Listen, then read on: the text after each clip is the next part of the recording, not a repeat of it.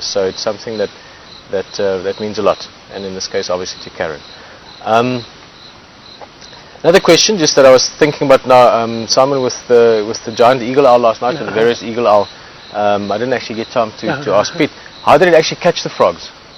We've had some brilliant views of that Hammerkop catching frogs in the dry mud and so on, but how did the eagle owl actually manage to catch them? Let's see, I think, well, one of the first things you noticed when they came in, you knew right away because all the frogs all of a sudden went quiet.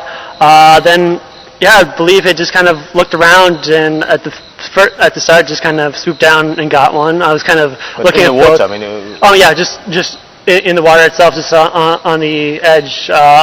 It was kind of hard because I was kind of watching the cameras, trying to focus in on it and kind of looking at another camera angle and seeing the chat room, but caught it out of the corner of my eye at the one point. So yeah, I think just right near the water's edge. I'll have to look at some of the videos of it again to see exactly. But so it actually walked into the water? Not into the water. I think it kind of flew down at first and grabbed the first one. And, but like I say, I'll have to go back. Right now it's hard to remember, but that's the other thing I love about the Wii community is everybody out there kind of posts videos and pictures just right away. So if we do forget a detail like that, we can go back and kind of watch it, or we also pick up things that we might not have seen in person. So that's a lot. I was just curious. I was wondering if it was using the beak or the talons, but yeah, I think one of them was with just the beak. I remember that, but as for grabbing it with the beak. I think so. Yeah, yeah, because it was on the ground at the one point with one of the frogs I saw, I believe. So yeah, I'll have to, like I say, I'll have to go back and look at it. I was just curious. It's a brilliant sight to see that. You know, quite often this various eagle owl is one of the bird species that you get around lights. You know, if there's big lights, where there's insects on the ground, but to hear about it catching frogs, I find quite interesting. Yeah, and it was also interesting too for a size comparison. There was actually one of the regular gray dikers that was there, and just kind of managed to zoom out a little bit to kind of see the size comparison. So it'll be interesting to see any pictures and videos posted of that to get a little bit better perspective of how big the bird was. Yeah, they're big birds. Yeah. Awesome. Simon, there was one other thing. Oh yes, of course. You're going on your break. I'm really looking forward to that. Oh yeah, it'll be definitely interesting. However, the other day it was kind of great because I actually bought airfare for my next break, which falls around Christmas time, and I've been able to get tickets home, so I'll be going home to see some of my family and friends because I actually came out here before I actually get to say goodbye to them. Basically went straight from work to out here to Wild Earth, so it'll be good to go back home and say hello to my family. So for this break starting tomorrow, I think I won't be going too far. I'll probably just be around the camp. I might kind of go visit Rex and while he's on break and do stuff with him, and yeah, it'll just be kind of nice to sit back and relax for a little bit. So yeah. You must enjoy it, and then you're also going to go with. We're going to talk with Rex and more about it now. Oh yeah. The 25th, Dixie Kids going to Nasford. You're going to go along for that as well. Huh? Yep, I'll be going along with that, and it's going to be a lot of fun. I believe. I'm sure all the kids will be happy, and I believe there's 36 kids going in total, which is going to be amazing. I'm really looking forward to that. Yeah. To being there with that special time, so I'm sure it'll be a lot of fun, and yeah. Yeah, cool, man. You must enjoy it. Hopefully, I would encourage you to try and get out of camp as well. Yeah, since I'm going to try and do something, I'm just going to figure out what to do. Soon. Yeah. Cool, man. Well, nice chatting. Yeah, nice chatting with you. And Mr. Ntamani. Yes. Mr. Ndlozi. Ndlozi? Yes. What is that? This is my surname. Actually. Ndlozi? I thought it's Ntamani. Yeah, Ntamani and Ndlozi is the same thing. Does it all mean the same thing?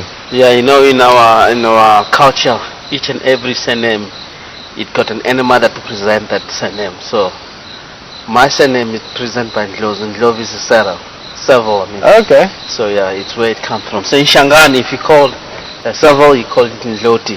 Ndloti, yeah. Yeah, Ndloti. But in Zulu or other language, it's Ndlozi.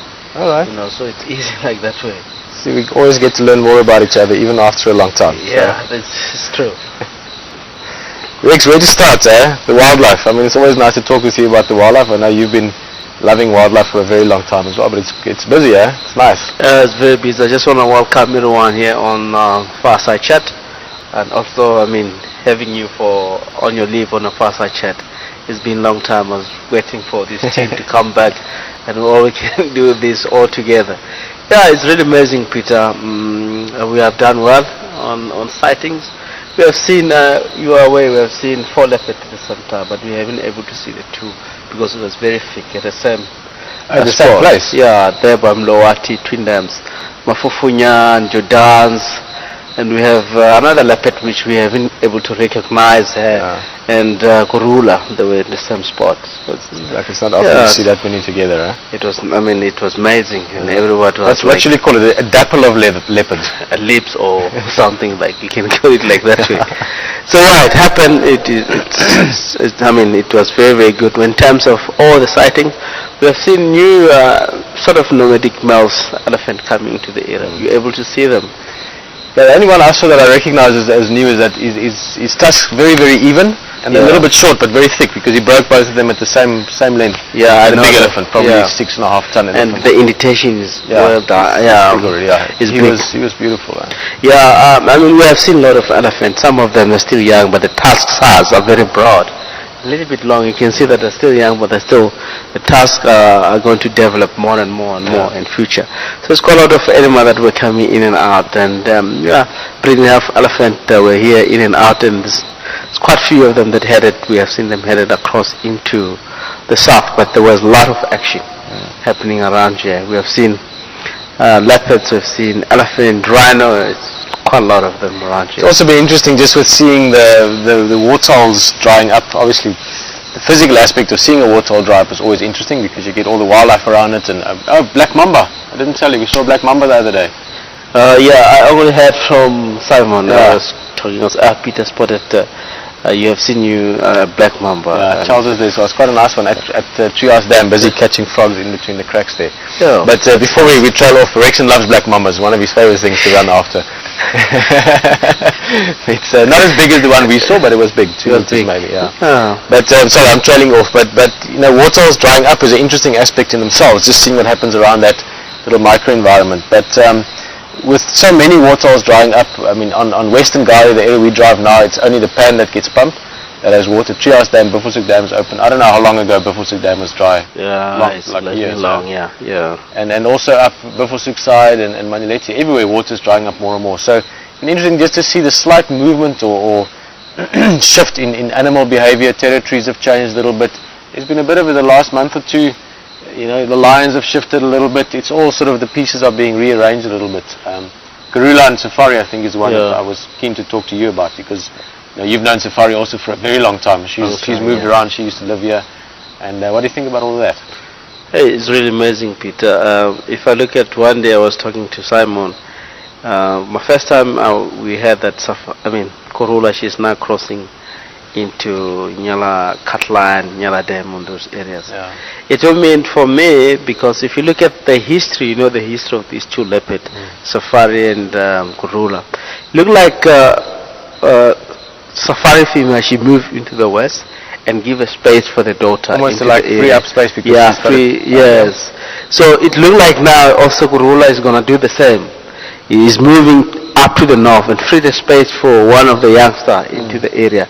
So that can happen. I mean, it can settle down to the to the north, and one of the youngsters, which we don't know whether it could be. Well, Tingana has been seen a lot. But she's been seen between the Mulwati and Chirakatla. Yeah, somewhere there. I mean, plenty time. So it looked like Tingana might stay on that area. And today we're driving up and down there. We were trying to check tracks or locate it itself.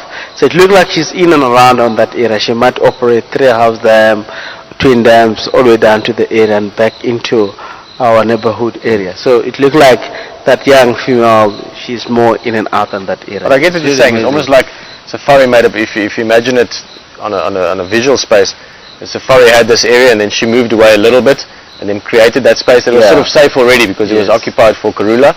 And that is a lion again. It's amazing.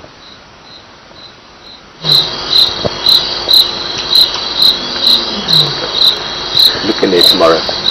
Got a little speaker on. Yeah, that will be good. But it's always so hard to talk when there's lions roaring. You have to listen.